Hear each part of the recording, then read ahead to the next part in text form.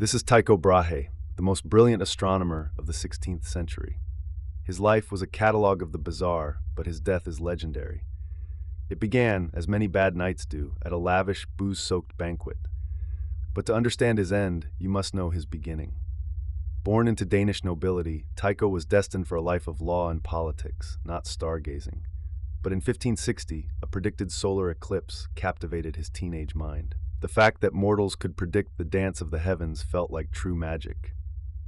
He began to study astronomy in secret, diverting his family's funds for law books towards charts, globes, and instruments for observing the night sky. His passion was matched only by his arrogance. At a party in 1566, a drunken argument erupted between Tycho and his third cousin over who was the superior mathematician. They agreed to settle it the only way nobles knew how. The duel was fierce. A swift strike from his cousin's blade sliced clean through the bridge of Tycho's nose. He would spend the rest of his life with a constant, metallic reminder of his mathematical hubris. He commissioned prosthetics made of silver and brass, which he reportedly glued on with a special paste. This disfigurement became his trademark, a symbol of a man whose mind and body were dedicated to uncompromising precision, even in a fight. His growing fame as an astronomer caught the attention of King Frederick II of Denmark. In 1576, the king made him an unprecedented offer, an entire island, Hven, and the funds to build the greatest observatory the world had ever seen. It was less a laboratory and more a scientific palace, part observatory, part alchemical lab, part printing press, and part lavish country estate for a scientific monarch. The interior was just as magnificent. Walls were covered in murals of famous astronomers, and a complex system of interconnecting pipes provided running water to fountains and even flushing toilets, a wild luxury for the time. In the decades before the telescope, Tycho built colossal instruments to measure the sky. Giant quadrants and armillary spheres made of wood and brass filled his observation decks, allowing for measurements of unparalleled, naked-eye accuracy. Every clear night, for over 20 years, Tycho and his team meticulously charted the positions of over 1,000 stars. His data was so precise it would become the foundation for the next century of astronomical revolution. His work had immediate impact. In 1572, he observed a new star in the constellation Cassiopeia, a supernova. This shattered the Aristotelian idea of the heavens as perfect and unchanging, proving that the cosmos was a dynamic place. Despite his revolutionary data, Tycho couldn't fully break from the past. He rejected the sun-centered Copernican model, proposing his own hybrid system where the sun orbited the Earth and all other planets orbited the sun. His personal life was also unconventional. He married Kirstine, a commoner, a union his noble family refused to recognize. He defied them, and she remained his loyal partner in life and science, managing the great household of Uraniborg. Life on Hven was a strange mix of rigorous science and feudal excess. Banquets were legendary, the wine flowed freely, and Tycho ruled his island like a king, and his court had some particularly strange members. His favorite was Jep, a dwarf who he believed was clairvoyant. During dinners, Jep would sit under the massive dining table.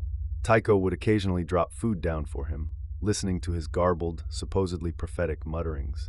Guests would carry on conversations, trying to ignore the strange noises coming from beneath their feet. Tycho, however, would pause, cocking his head to listen, convinced that Jep's ramblings held secrets of the future. Even stranger, Tycho owned a pet moose. The creature was reportedly tame and would follow its master around the castle like a giant antlered dog. It became a famous fixture of the strange court at Uraniborg. Tragically, the moose met a fittingly bizarre end. While on loan to a neighboring nobleman for a party, the animal drank a great deal of beer, lost its footing on a stone staircase, fell, and died. Tycho's own fortunes turned after his patron, King Frederick II, died. The new king, Christian IV, was tired of funding the expensive and arrogant astronomer, who had also alienated the local tenants on his island fiefdom. His funding was slashed, his power was curtailed. In 1597, feeling disrespected and unappreciated, Tycho Brahe packed his instruments, his family, and his entire household and abandoned Uraniborg forever, going into self-imposed exile. After 2 years of searching, he found a new patron in Prague. the Holy Roman Emperor, Rudolph II, a man obsessed with science and the occult. Tycho was appointed imperial mathematician and given a castle to begin his work anew. It was in Prague that his path crossed with a young, brilliant, and fiercely ambitious mathematician named Johannes Kepler. Kepler was a true believer in the Copernican system and desperately needed Tycho's data to prove his theories. But Tycho guarded his decades of observations jealously. He gave Kepler only scraps of data to work with, fearing the young genius would use it to eclipse his own legacy. Their collaboration was fraught with suspicion and intellectual combat.